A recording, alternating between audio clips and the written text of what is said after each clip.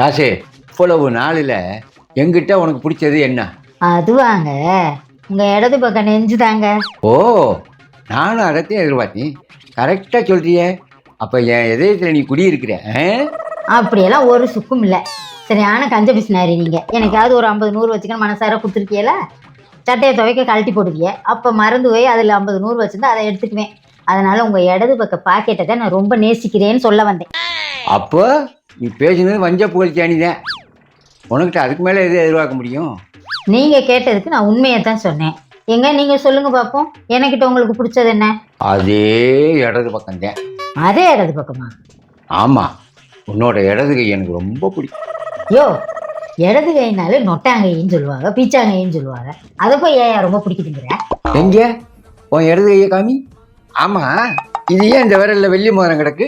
பண்றதையும் பண்ணிட்டு கேட்குற கேள்வியை பாருங்க.